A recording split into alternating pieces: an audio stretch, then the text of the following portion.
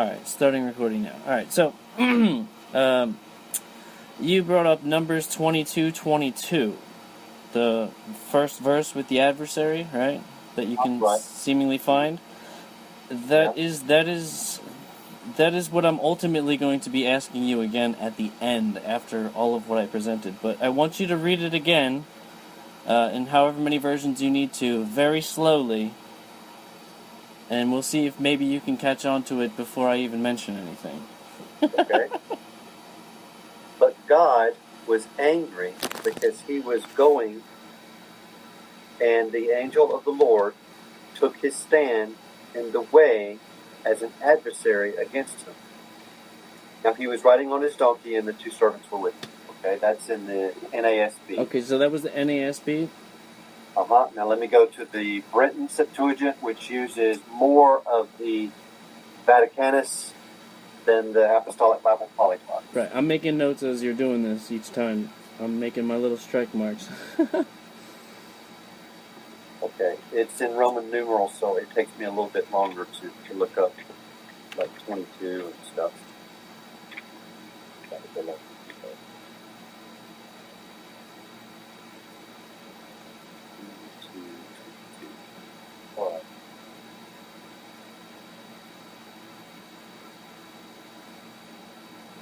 And God was very angry because he went, and the angel of the Lord rose up to withstand him. Now he had mounted his ass, and his two servants were with him. So since I've got the Greek here, let me read that. Kai orgisti humo o theos oti et porenti alti. Okay, so that's that. So let me go to the Apostolic Bible Polyglot. And it uses the Vaticanus along with the Alexandrian and a couple of other, like, real modern, like 1500s. Right. So it's a little different.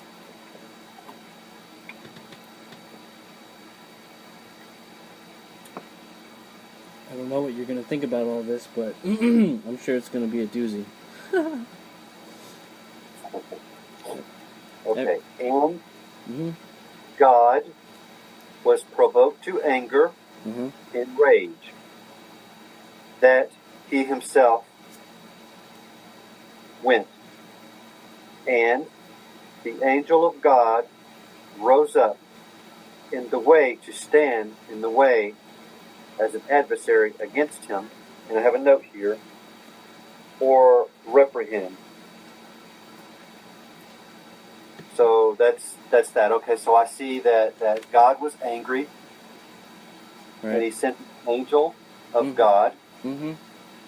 And then let's see what the an angel of the Lord is what the NASB said. Angel of God, the Apostolic Bible Polyglot, and the an angel of the Lord in the Brenton. Okay, so I've got that now.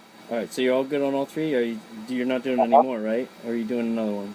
No, that's enough. That's fine. Well, I've got the ESV here. Okay, well, you don't have to, because, I mean, you could do it if you want, but you've already missed it as far as I can see. So, you missed what my point was. But it's okay, it's very easy to miss. Very, very easy to miss, because all three that you gave me gave the same thing. Okay, let me go to 22 and the ESV. I have yet to hear the other version. But God's anger was kindled because he went, and the angel of the Lord took his stand in the way as an adversary. Now I mean, it's pretty plain. Now you're 4 for 4. Now they're all 4 in agreement. Okay. So anyway, all right. So keep that verse in mind throughout this whole thing, because that's going to be the end question. Because that has what I'm talking about, the thing I'm talking about, and Satan, right? Or the adversary, rather. Right? No, it doesn't say Satan, it says the adversary. To be an adversary, yeah.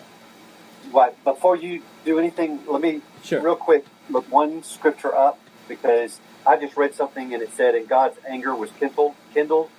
Yes. And I want to look at that one more time just to have it here. Sure. See, I've marked this. No problem. Take your time. And the anger of the Lord was kindled against Israel. Okay, that's 2 Samuel 24, verse 1. I'll get back to that one in a little bit. There's a couple where you can kindle his anger. You know, like mixing with the people of the land. But that verse particular, in one of the books, it says God, and in the other book, that's supposed to be the same exact account. Yeah. But it happened to be after they had come back from the exile. Then it says Satan. Interesting. So it shows where they got that idea from, is from the Babylonians when they were captured in the Babylonians, because 2 Samuel was written before the Babylonian exile. First Chronicles was written after the Babylonian exile.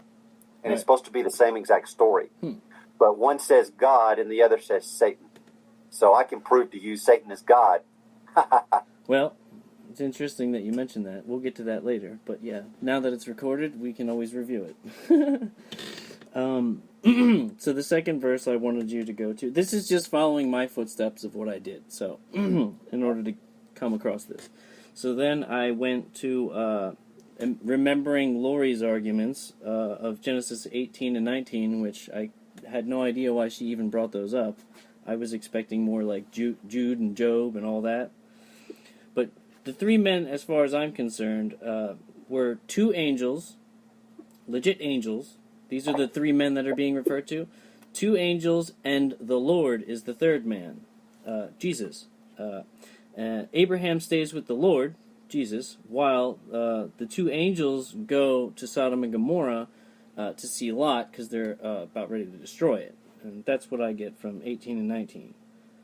I don't see that at all, but go ahead. All right, and then after that, now read Exodus 23:20 through 23 very carefully and slowly.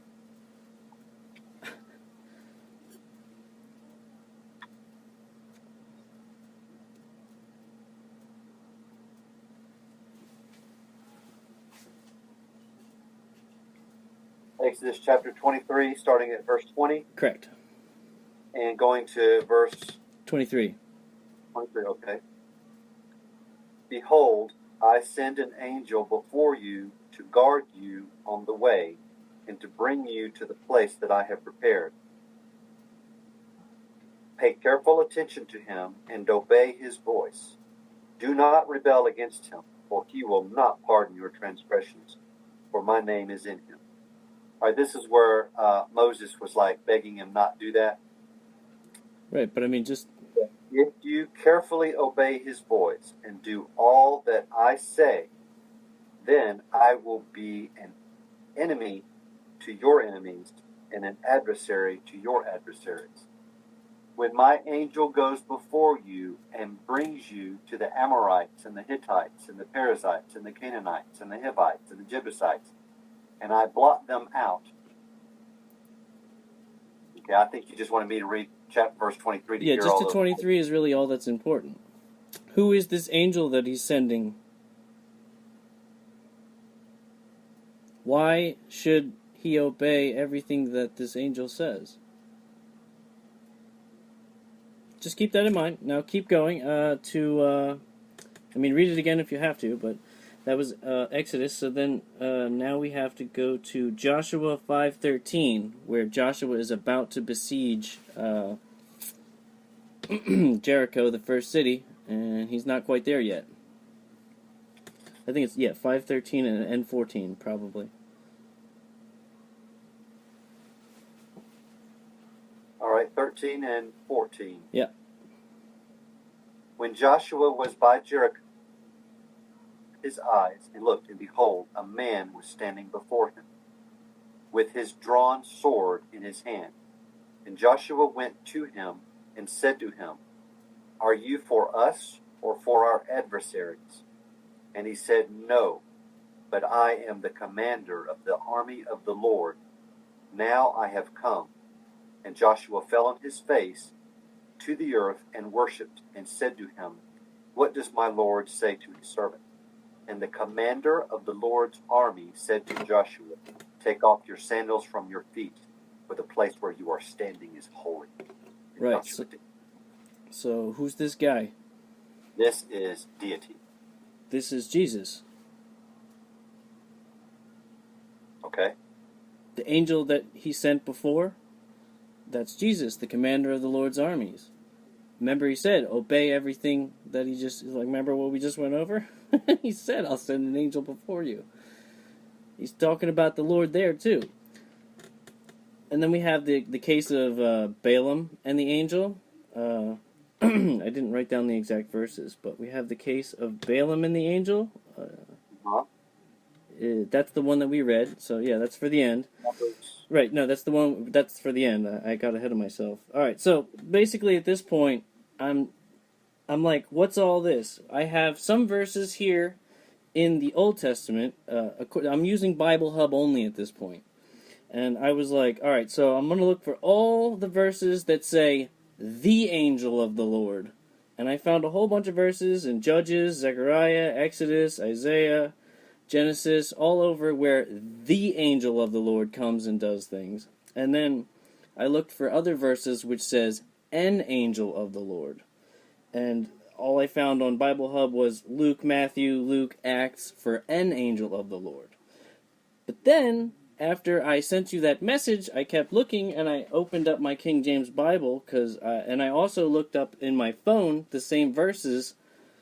And they're all King James versions, and they all disagree. It's ridiculous. I don't even know what's going on, because now I have some of the ones in Judges where it says the is now saying an in my actual King James hard copy, 1611.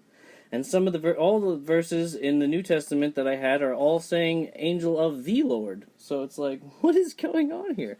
But anyway, my thing is, the angel of the Lord seems to be a different angel from just any angel. That seems to be the Lord Jesus Christ every time. So I went and looked at all these verses.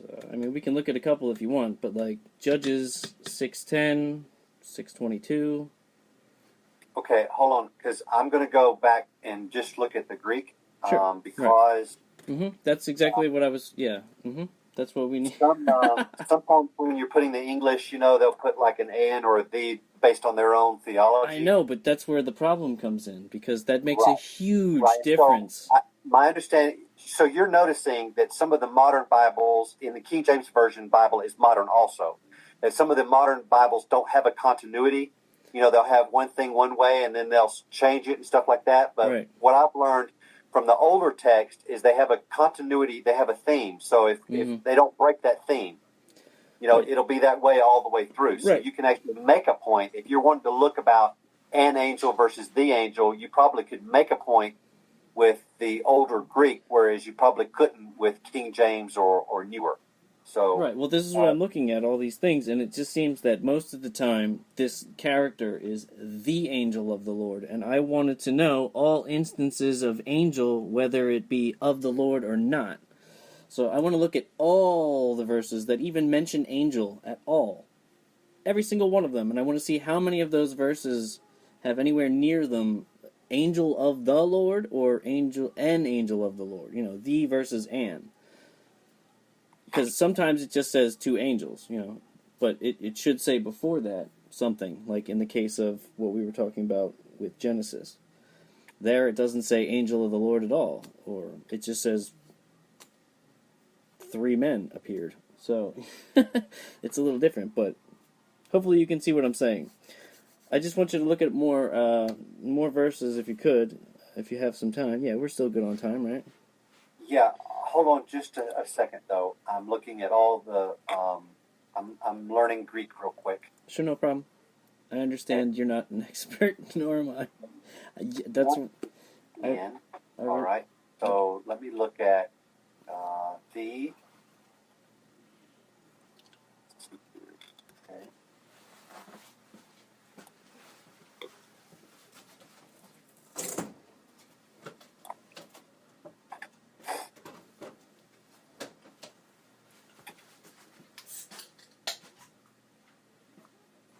Okay, I can specifically tell you that in the Greek text, from one that is dependent heavily on the Vaticanus, which is the oldest unsealed codex that we have, which means it's one Bible all put together. Mm-hmm. That the Britain uses that more than any other thing. That for specifically in Numbers 22:22, it says the angel of God. Okay, so I need to go back and look at some of the other ones. So give me those scriptures again. No problem. You talking about the other ones where I was saying with the angel of the Lord? Yeah, I want to see because I want to make sure that they're all save numbers for last because that's my punchline. What now? What's that now? I said save numbers for the end. Numbers 22:22 for the end because that's the punchline. Okay, all right. But so all the rest, similarly. Now, you had some that you said that you saw some said the and some said and.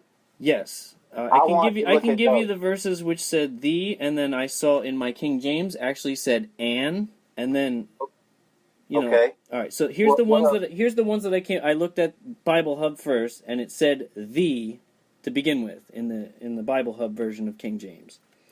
Okay. Judges 6:10. Judges 6:10. Okay.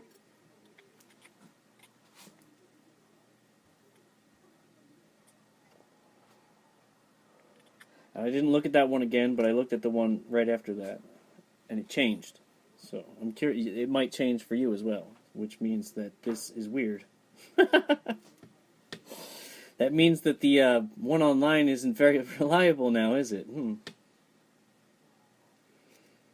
Kai Epa, Umin, Ego, Kurios, O Theos. Okay, that is the Lord your God.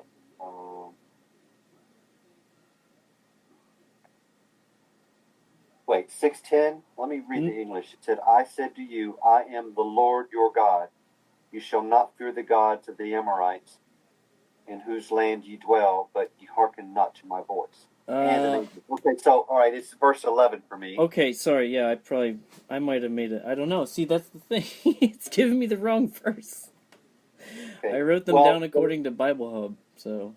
The Brenton it has its verses a little different because it'll have things in there that the other ones have taken out. Okay, fair enough. So yeah, somewhere around there should be something about an angel, angel of the Lord. Yes, it says Kai, which is and, Elten, Angelos, Kurio. So let me look up that word real quick. Take your time. I'm down. If you're down, I'm down. Oh yeah, I'm fine. Just give me a minute. Judges 6:11. I just don't want to take up all your time. I feel like I hit you up too much often these days. No, it's fine. And Cain. Okay, that's the word for Cain. So it's for this one, it would be an angel because there is no definite article O. Okay. In Greek, so there is no the there. So there's nothing, so that would be an implied and. And, okay, that's exactly what I found for the next verse. Or it could be a not significant the, okay? But it's either like it's like the apple or an apple, but it's not the apple. You get what I'm saying? Because an article in Greek is very potent. It's very important. So when you have O, which is what the is translated, it's really strong. Right. But if you don't have it, I mean, you could put an or the or whatever like that, but it doesn't really mean the thing. It's just like, one of them. Or no, that's fine. Like There's going to be verses which might flip-flop, which is fine, I suppose, because, I mean, at first it seemed like one thing, but, I mean, I want to figure it out ultimately. But I also notice sometimes... So what I'll tell you for this one, though, is it's not mentioning the for this one. Good. Okay, that's fine. That's what the next verse I'm going to show you did for me. I originally saw the, but it says an actually, and that's kind of in agreement with what I was finding. But I also saw that there are verses where it says "angel of the Lord," and in this King James here, there's capitals on these A's, on these angels, capital angel. I'm not sure if you can even look that kind of stuff up, but that's interesting. that's their own, like, they're probably putting in their own theology. I mean, if Well, I it's mean, because an every time angel, I see angel, it's not always capital, but sometimes it is. yeah, it should be capital if it's the angel, but if it's an angel, I wouldn't necessarily see a reason for it to be capitalized. Right. Okay. Fair enough. So we're in agreement still. All right. So the next verse is Judges still 6:22, just a little farther. Okay.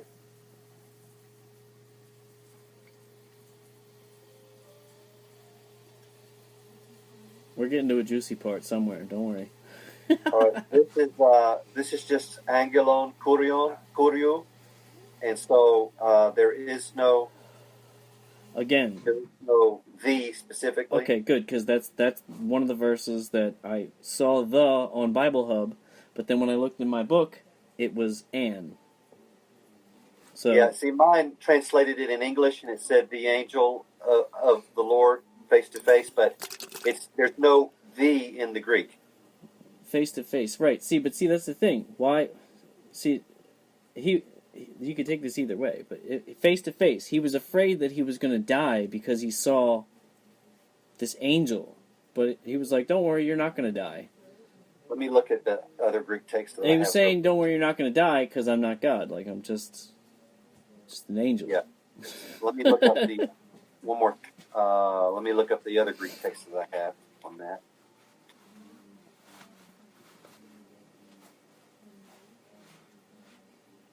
Judges is so small. It's right near Joshua. Yeah, it's just Joshua's so big, and so you either go there or you end up, in 1 Samuel. All right, so 6:22. And Gideon knew that the angel of the Lord, there is no thee. And the thee is in parentheses. All right, so let me ask you this. When you're looking in the King James, okay, sometimes you'll see a word that's in italics. Yes. Was that thee in italics? It should be. Okay, let me see. That means that it's not there in the original language, and they put it there for your understanding. It's just like a translation artifact. Okay. That's fine. Judges 6:22, right? That's the one? So you should see the thee in a different font. It should be in italics. It was 6:22 is the one? Uh-huh. If I'm in Judges 6:22 in my 1611 King James, it says, "And when Gideon perceived that he was an angel of the Lord," nothing is in italics here. "Gideon said, Alas, O Lord God, for because I have seen an angel of the Lord face to face. And the Lord said unto him, Peace be unto thee, fear not, thou shalt not die." There's nothing here except for a little asterisk next to 4, saying Exodus 33:20, chapter 13:22. It's like a little footnote. There's no italics here whatsoever. All right, let me look at my King James that I have. It's at the bottom of my book stack. See, because this doesn't make sense to me even in the King James. That's why I was asking you. Like, this doesn't make sense. I mean, if the angel of the Lord here, if this is the angel of the Lord, and this angel of the Lord is Jesus, not just any ordinary angel, right? Uh-huh. Well, then it makes sense. But if it's just a regular old angel, why are they freaking out? Yeah. Like, why is he fearing for his life? Because he knows that if you see the face of God, you're going to die, right? Right. So, but like, why he's like, chill out, dude. You're cool. You're not going to die. And that's maybe where the and comes in, but it doesn't make sense for him to do that unless he mistook this angel for the angel of the Lord, but it was just a regular angel. In which case, the angel said, "Don't do that." Because as far as I know, Revelation and whatnot, the angel says, like, don't bow to me, don't go down on your face and worship me. But that's exactly what Joshua did right outside in Joshua 5:13. He bowed down, and He was like, "What do you want me to do?" Like, angel didn't flag him on it. Why not? It's because that angel of the Lord was Jesus. Okay, it's actually in 6:21. Oh, for you? Okay. And stretched out the angel of the Lord. Okay, there is definitely a article in that one. It is O. Interesting. See, this is where I was getting confused. I All was right, like, so oh dear. All right, so 6:21 is the part where it's talking about, then the angel of the Lord put forth the end of the staff Right. that was at his hand. Yes. So that's the section that we're discussing here. And well, in the Apostolic Bible, it's got O, okay, and in the Brenton, It didn't, right? And Brenton, it is O Angelos Curio. It is the angel of the Lord, specifically. The angel of... See, now that's what I... The angel of the Lord is what I'm proposing. That is a different than just any of it. That always is the Lord Jesus Christ. Right. There's no doubt that I'm telling you specifically that the is supposed to be there for that. Okay. So, how many more verses do we have where it's the angel of the Lord, and what happens? Because in Joshua's case, in Joshua 5:13 or 14 for me, I don't know what it is for you, but yeah, that one, Joshua is clearly on the ground, like worshiping before him, and like, what do you want me to do? Like, you're the commander of the angel, like commander of the armies, whether they be heavenly or not. You're the commander of the Lord's armies. That's Jesus, right? It has to be, because he went down and he got down, and the one in Revelation said, "What are you doing? Get up! I'm just a fellow servant. Like, don't do that." But this angel had no problem with him doing that, none whatsoever. Right. I'm highlighting the ones where I see specifically the phrase "O Angelos Curio." Okay. And so, because I have Zechariah 1:12 here, but I also have a star next to it for some reason. I think there was some issue I had with it. But then it goes into 2:1 right after that, which is also a whole nother. But we'll get to Zechariah after whatever you're doing. Okay, so what's the next verse you want me to look at? Zechariah 1:12-ish. Okay.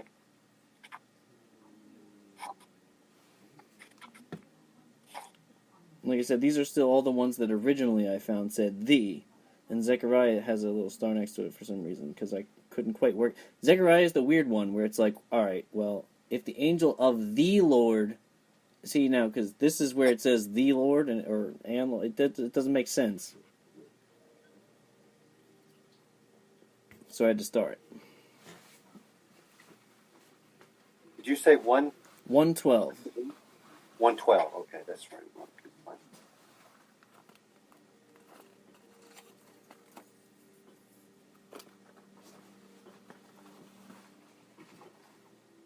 O Angelos Curio. There's no doubt. Okay, so what does it say though? Like, I forget the verse. Then the angel of the Lord answered and said to him, O Lord Almighty, how long wilt thou have no mercy on Jerusalem and the cities of Judah, which thou hast disregarded these 70 years? See, now, is that an angel saying that? Is that the Lord saying that to his father? Because in other verses it said, and God was angry, but the angel of the Lord withstood Balaam. God was mad, but the angel of the Lord was the one that was there, standing in Balaam's way. Mm-hmm.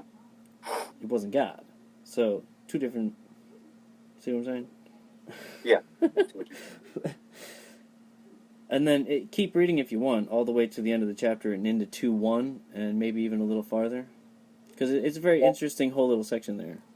And the Lord Almighty answered the angel that spoke with me good words and consolatory sayings, and the angel that spoke with me said to me, cry out and say, I'm just looking real quick, O Angelos, so it is the angel there too. Mm. Said the Lord Almighty, that is, all right, I have been jealous for Jerusalem and Sion with great jealousy, and I am very angry with the heathen that combine to attack. And then her is in parentheses, it's not a her or so. For as much as I indeed was a little angry, but they combined to attack for evil, therefore thus said the Lord, I will return to Jerusalem with compassion, and my house shall be rebuilt in her, said the Lord Almighty. And the measuring line shall yet be stretched out over Jerusalem. And the angel that spoke with me said to me, and that is, let's see. O angelos, so that's still thing. Cry yet and say, thus said the Lord Almighty, yet shall cities be spread abroad through prosperity, and the Lord shall yet have mercy on Zion, and shall choose Jerusalem. And I lifted up mine eyes, and looked, and behold, 4 horns. And I said to the angel that spoke with me, what are these things, my Lord? Right, see, so who is he talking to? Lord, in the English, okay, the Lord is not capitalized, but in the Greek, hold on, it's... Because it seems like up until the end there, you were talking to the Lord.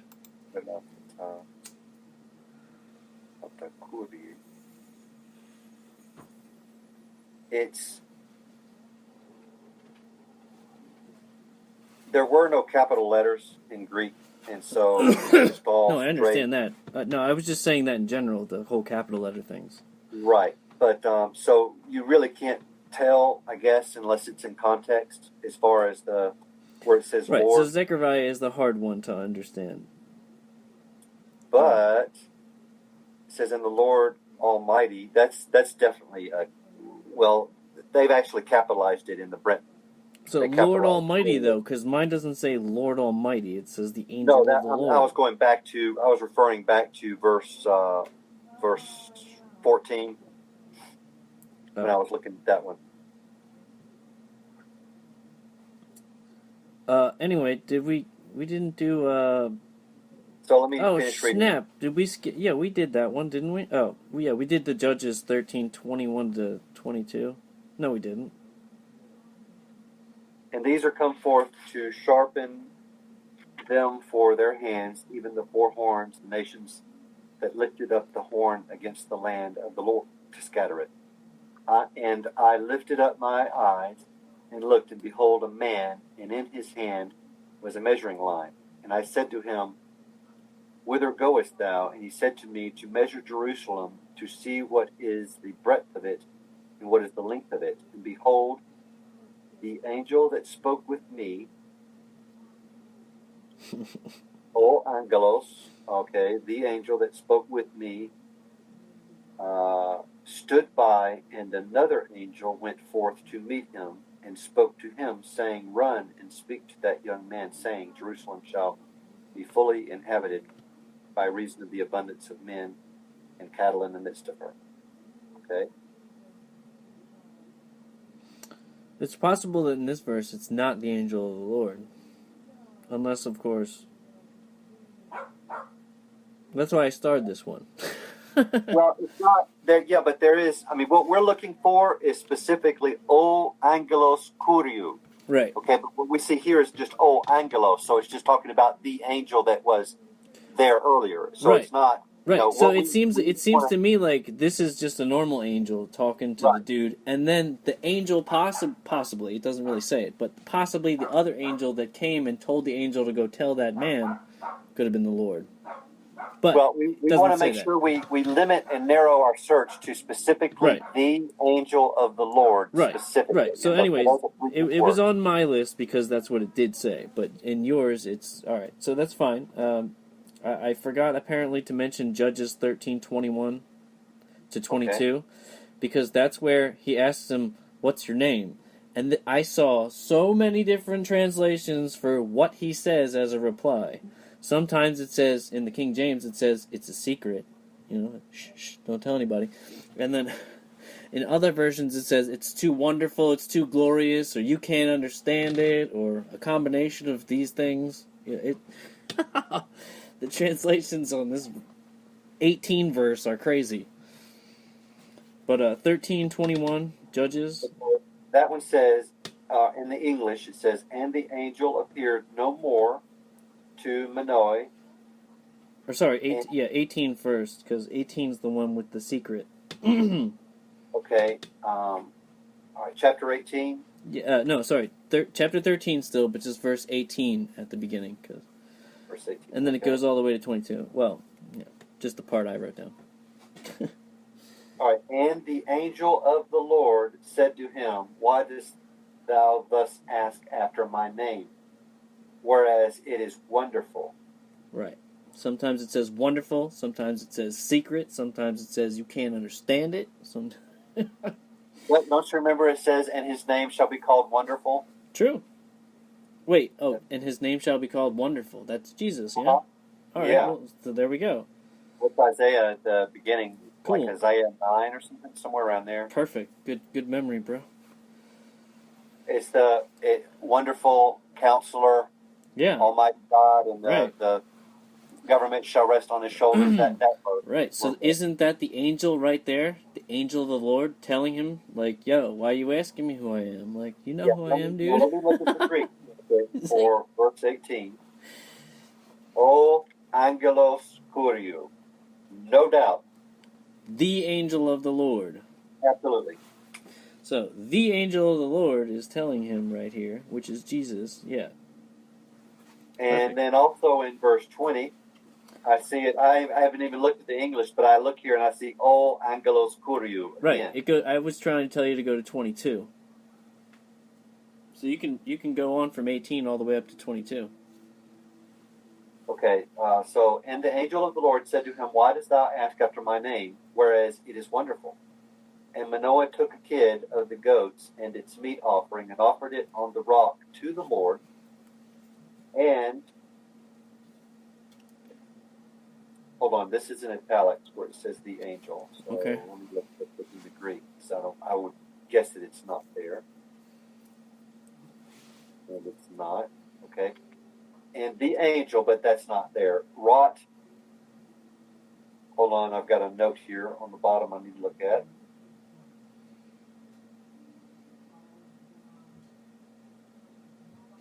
Well, now we've definitely gone over our time, so it's entirely up to you how long you want to stay. Oh, so we're fine. A distinct work, and Manoah and his wife were looking on, and it came to pass when the flame went up above the altar toward heaven, that the angel of the Lord, Mm-hmm. and that is verse 20, and that's the one that I quoted to you already. Right. I saw it in the Greek. Angel of the Lord went up in the flame, and Manoah and his wife were looking as they fell upon their face to the earth. Mm-hmm. The angel appeared no more to Manoah and to his wife. Then Manoah knew that this was an angel of the Lord. Verse See, that 21. doesn't make sense. Then they knew that it was an angel of the Lord. It should say the. All right, let me look at the other Greek that I have. It just doesn't make sense to say that. I mean, unless they're both mistaken. In this one case right here, they fell on their faces and they were worshiping angels. But they're like, oh, snap. But anytime when people do that and they go down on their face before an angel for seriousness, they're told not to, right? At least in Right. Revelation's case. So any other time, why would it be cool for them to go down before an angel? If it Okay, wasn't so the that Lord. verse in question was 13. Was it 20? It was either 20 or I mean, not 20. I'm just thinking 20, like 22 or 23. Yeah, it was probably 20, 21, 22. And the angel appeared no more. Okay, it's 21. All right, so let me look at the other one. And 13, 21.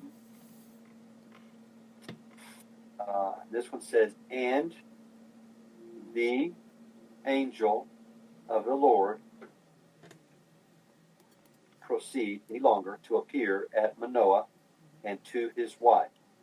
Then Manoah knew that angel of the Lord was this. So she knew that it was him. She was like, "Oh snap!" That's why she was like, "Oh." There is no and. Okay, there is nothing. There's no the, no and, or anything. So it's Oh, like okay. she knew angel of the Lord was this. Right. it was angel of the Lord. So, I mean, Right. yeah, She just it knew. doesn't contradict what You you're could just going end for. it at, and then she knew. You know, like, That's the main point of the whole thing. She knew who it was that she, and you can just yeah, refer back to that's it. because there are two That's cases that I typically the angel of the Lord. right. There are two cases that I see at least where people fall on their faces and they're like, "Oh, like here he is," and they're all like fearing for their death. For you know, like they're like, "Oh crap, we're gonna die now," because we saw. Yeah. But you What know, about then in Daniel? Did you see? Jacob wrestles with a man, but then that's the angel of the Lord. You know, right? So, but anyway, I didn't even go into the Jacob stuff. But I don't know. You want to check out the next verse, or are you still? Yeah. All right. So I think Exodus 3:2 is an interesting one.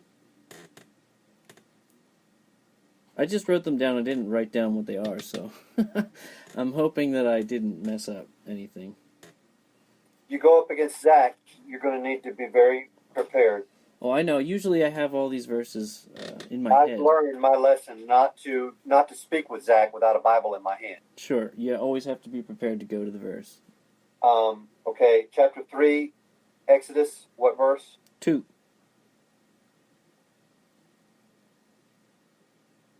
And appeared to him an angel of the Lord in flaming fire from out of the bush. So the bush. Autu angelos kuriou, okay, to him, angel of the Lord. There is no "an" or "the" in that Greek text. Now let me look at the Brenton real quick. Sure. So I just saw this verse and I was like, wait a minute. So it wasn't God the Father talking out the bush. This was Jesus talking, the angel of the Lord talking to them through the bush.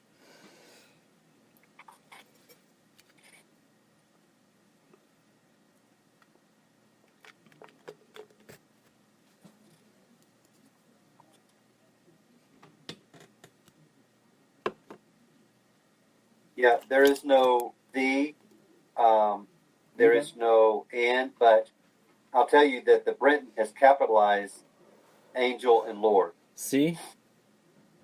That's what I'm saying. This capital stuff, this "and," this "the" stuff, there's got to be something to this here. I mean, we can keep going through verses if you want, however long you want to go. I don't know, but ultimately, if we want, we can go back now to Numbers 22, and maybe you can see what I'm trying to say. Okay. Keeping in mind what we read in the beginning, all that we just did, and the angel stuff and the Satan stuff that we did yesterday. Or the day before. 22. But be sure to read it very slowly. Now that I said all that.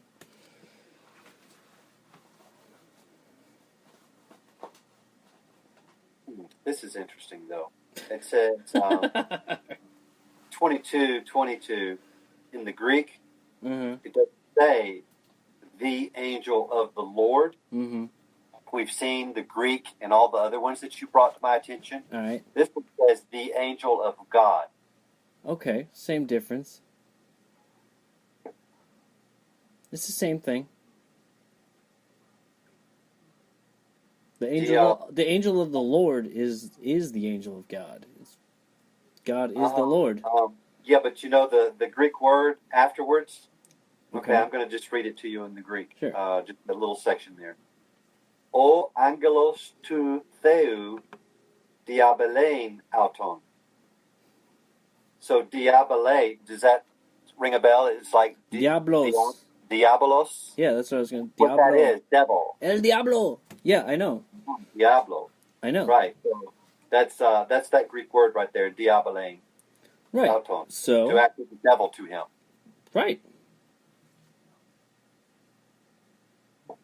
That's where the doozy comes in. Numbers 22. All right, now if you've got a moment, I want you to go to... Where am I at now? Okay.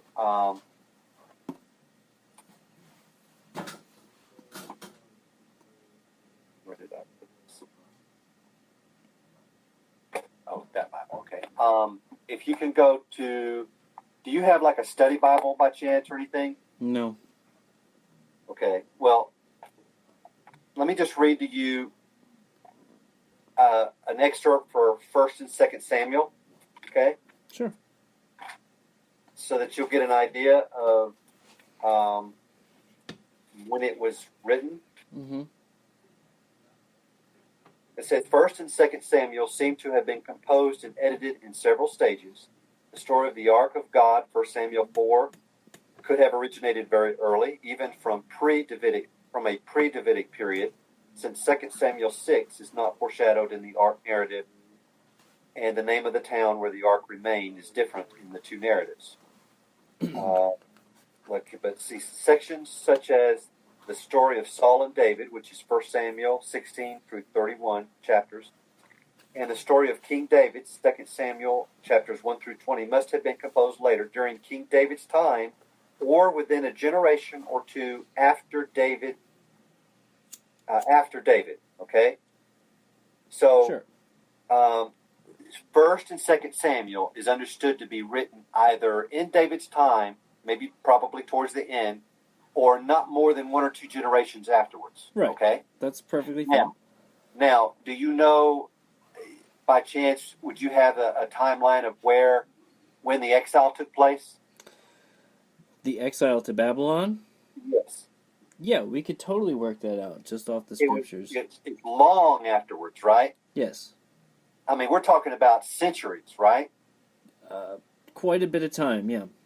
Okay, all right. So, keep that in mind, that 1st and 2nd Samuel was written before the exile. It's pre-exile literature, okay? Mm-hmm. Right, this is what you were trying to say earlier, but now they had the influence of Babylon. Right, now I want to read you the introduction on the Chronicles, okay? All right.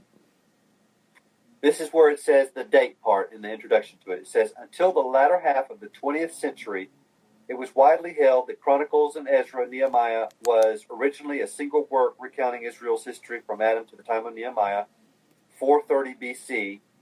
However, most scholars now consider them separate works from the same temple circles of the priests and scribes. The inclusions of Chronicles, of modified passages from Ezra to Nehemiah, points to Chronicles being somewhat a later work. The list of the post-exilic Davidic descendants in Chronicles, 1 Chronicles 3, 17 through 24, suggests a date of 400 BC. Okay? All right. So they thought before that it may have been 430 BC, it may have been earlier, but now they think it's 400 BC for Chronicles, right? Mm-hmm. But still, we're talking a difference between 1000 BC and 400 BC. Yeah, exactly. That's six centuries, okay? That's a long time. So, before we move on, now can you agree that 1st and 2nd Samuel was written before they were captured and thrown into Babylon, and that 1st and 2nd Chronicles was written after they came back out of Babylon? No doubt.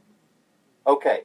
Now, would you agree with me, or do you know that 1st and 2nd Samuel was the earlier work, and then 1st and 2nd Chronicles is that same work just written afterwards? It could be. In other words, 1st and 2nd Chronicles talks about David. Right. Well, see, here's the. I don't know if have you ever heard of some dude on YouTube called Nathan H38 whatever, some weird thing, Nathan something. I'm not sure. Have you ever heard the video called The Curse of Jeconiah? Have No, you ever heard the argument that Jesus is not in the line he can't be king because the curse of Jeconiah? Have you even heard that argument? I've heard something similar to that, but then I've seen it debunked. Right. So anyway, this dude has a very good thing on it. But the thing is, like, you have all these different books, and it seems sometimes that they might, like Chronicles and Kings, it seems that they might contradict somewhat here and there, but it's actually not. Like, it might call one dude Jehoiakim, but then in the other book, that same dude has a different name, but you have to go through all the working through it and math to figure out what it's talking about. Right, but what I'm saying is that the authors in 1st and 2nd Chronicles had the exile was in their genetic memory. Sure. Okay? Whereas the people in 1st and 2nd Samuel that wrote down Right. It's like a before and after.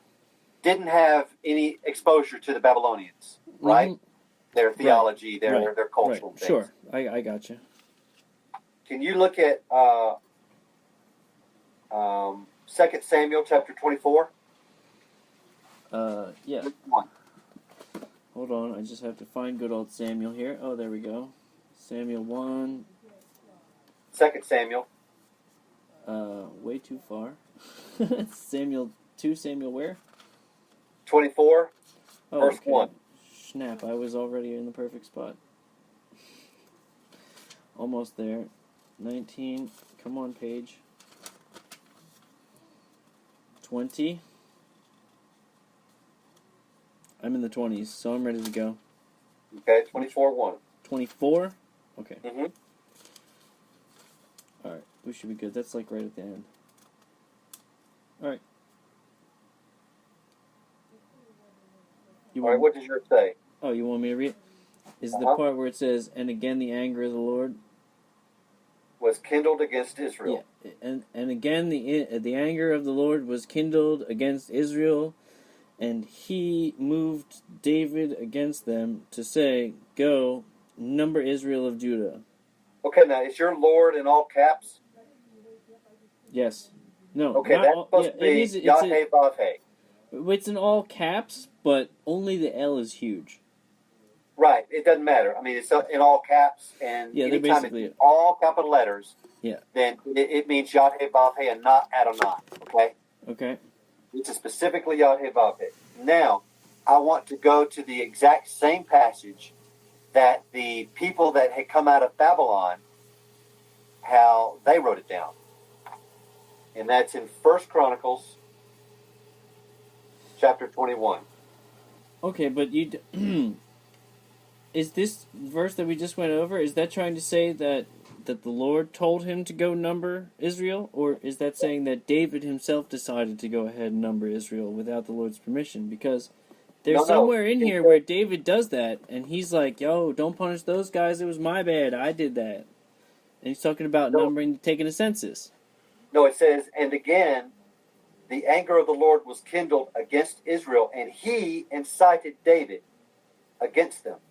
Yes. To say. So, he didn't say, but he incited them to do this. He incited David to do this. He incited David to say, go and number Israel. Right. So David was the one who sinned. No. I'm not talking about sin. Right, but David was the one who did it. He said, oh, like, bring all the punishment against... Later, he says, bring all the punishment against me. Like, it was... I said do the census. Somewhere before this, he's not supposed to take a census. He's not supposed to number the people. Right, but what I want you to focus on is the anger of the Lord. Okay, sorry. In all caps, right? Right, okay, all right. Now, I want you to go to 1 Chronicles chapter 21. Oh, dear, I don't even know where Chronicles... Oh, no. Like 3 books past. No, I see books past. I got it. I got it. Which one? Chronicles 1 or 2? 1 Chronicles. First? Okay. 1 Chronicles chapter 21. And it starts off at the very beginning of the verse. All right, cool. Read it very, very slowly. I'm right there. All right.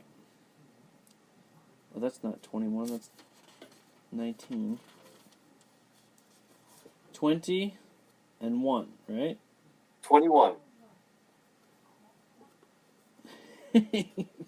You said 21. All right. 21:1. And, asterisk, it came to pass that after the year was expired and the time... Are you in 1 Chronicles? Yeah, 1 Chronicles 20. Chapter 21. Oh, see, 21. All right, 21 and which verse? Verse 1. Oh, see, 21. That's why I was getting confused. 21. I was reading chapter 20, verse 1. But I just wanted you to know what chapter you were in first. All right, cool. Next, and asterisk, still, Satan stood up against Israel and provoked. Yeah, sorry, it's in the old English. Provoked is PROUOKED. and then it dashes to K-E-D, so I was a little messed up.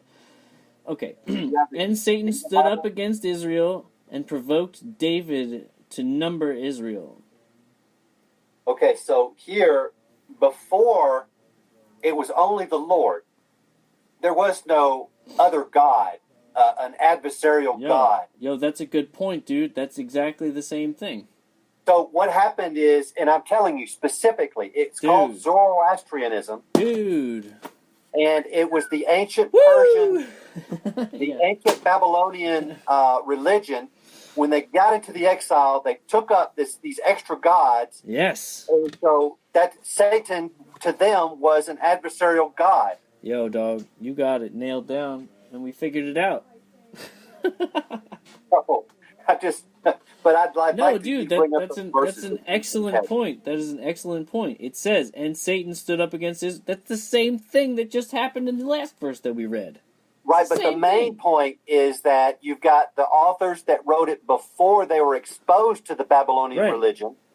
And now you've got ones that were writing it after they are exposed to the Babylonian religion, and you can see a big difference. Right, well, so Balaam and all this other stuff, that was the angel of the Lord coming before them. But even in Balaam's, it says, that's what I was saying, Numbers 22, that's the one that shows that, actually, the angel of the Lord is the Lord, Jesus Christ, and he's the adversary standing in Balaam's way.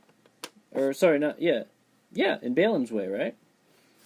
Now, Lucifer was never mentioned until the early 4th century when Jerome wrote down his Latin Vulgate. And so he translated a word which meant bright and shining one, which was the star Hesperus. Right. And he basically transferred it into Lucifer. And from that point on, all the English keep it as Lucifer and just make him into a separate deity.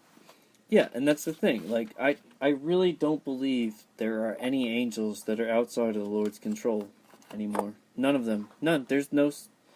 This is all shenanigans. Right. Oh, man, that means our people are... Woo! Our people are lost like mofos. It seemed like Rob was almost like... first off, he made a comment when we were on the Hangout that he just said, it seems funny that you and Albert are speaking against the sons of God being, fallen angels, and now you're speaking against Satan. And it's almost like he was depressed, like we're going to take Satan away from him. I know, right? It's like, wait, and then he said, he sent that message to the group chat, and he said... Right. I was like, what do you mean? Like, dude, if you're scared sometime, like, you can hit up any one of us. We'll talk to you. We'll keep you company so that you can feel safe. Like, like, that really got to him. And I'm thinking, we were just disproving Satan, so how could he get afraid of Satan? Doesn't make any sense to me. Right, but also, okay, we need to, if they're going to believe in Satan, we need to pin them down and let them say, okay, what attributes does he have? Right, that's exactly what I want them to do. I want them to tell me. All-knowing? Is he all-knowing? They'll certainly say he's not all-powerful. Right. But will they say he's all-knowing? Is he omnipresent? Mm-hmm. Because the thing is, he would have to be omnipresent, because if he's only one place at a time, then why would he visit either one of us? I mean, as insignificant as we are, right? Why would we think that Satan has visited us for some reason? Right, he's just going to go pick on little poor Job over here. But what you're doing, if you put in any of the omni attributes, the omnipresence, omniscience, omnipotence, or anything like that, then what you're doing is you're just making him into a god. Right, and that's a very bad thing to do. Right. Now, the PDF that I had, the first one that I sent, which was about, it's called Satan, Christianity's Other God. He makes some valid points in there, but I almost believe nothing of what he says, because he says that the New Testament is not inspired. Right, well, see, that's the thing. It's because he doesn't have the same understanding me and you do. Like, we've all been exposed to other things before this. He's just taking it off of, he doesn't see it this way, which gives us one puzzle piece. But we have other puzzle pieces which he doesn't have, like the preterism puzzle piece. Or, so he gets things wrong. Like, that's the same thing that Rob Skiba does, Kent Hovind, all the guys that we used to look to for answers, yeah, they don't have any answers anymore. They gave us what they had. We have their puzzle pieces. We don't need any more from them because they're clearly not knowing what they're talking about anymore. Right. It's like when you go to high school and when you go to college and you take a course, it's different than elementary school where you have one teacher that's teaching you all the different subjects. Right. You have one professor and they're teaching you just what they know. Right. And that's what you listen to. You don't listen to anything else. You're not going to listen to a biology professor about, economics or anything like that. You're going to listen to them on their expertise. So I've looked at all those teachers too, and I try to look at what they specifically know, what they can teach me. Right. And I look at the denominations that way too. Yeah. Same thing. Yeah. It's. I don't hate anybody. I don't fault them for it. We all make mistakes. I just wish that some of these people, like Kent Hovind, would actually see some of these other things and be like, "Oh, you guys were right. Thanks for helping me back." But if I'm asked, why am I going up against the doctrine of Satan? I'm going to say specifically that, I've been hearing a lot about this Satan seed thing because that's what Lori really wants to. And the end of the world. They're hand in hand. But yeah, keep going. Right. But what I'm going to say is that I like to attack things at the root. And so for me, the root of the serpent seed doctrine deals first with a cosmic being that's an adversary to God. And so I'm going to start with Satan. And then afterwards, I'm going to look at the demons. And I don't know if I'm going to be gracious or not. I might let you keep some of your demons, but I might not. I haven't looked at the demons yet. I'm just looking at Satan now. Right. No, the demons are just another, the whole other thing is, he's already been dealt with. If the adversary has been thrown into the lake of fire, I mean, come on. Yeah, but see, you're talking to people that aren't full preterists too. So I know. That's why it becomes hard for us. We have to conquer it from the right, we have to, because they built their whole thing on this foundation. What we have to do is crumble their foundation from the bottom and then rebuild it with them.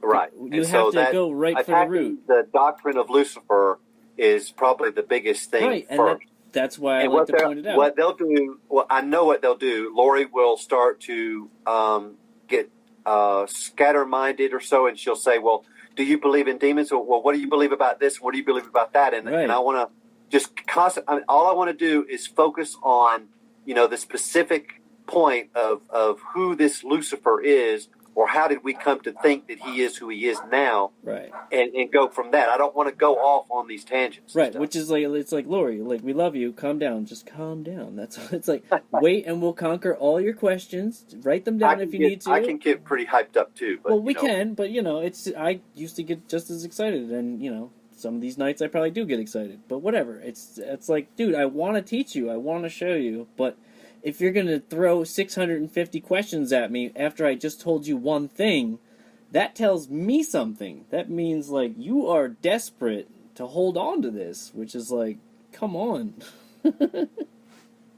I'm sure they're going to start throwing out things, well, do you believe in the physical plagues, or do you believe in the six-day creation and stuff? And that's just to make me say something real quick so then they can immediately try to discredit me, and I'm not going there. No. What I'm going to basically say is I don't know, because I can say I don't know, because I'm not trying to present to them a full package on what this Luciferian stuff is. I'm just trying to challenge their package. Exactly. And so I'm saying I have the privilege of saying I don't know, but they don't have the privilege of saying I don't know.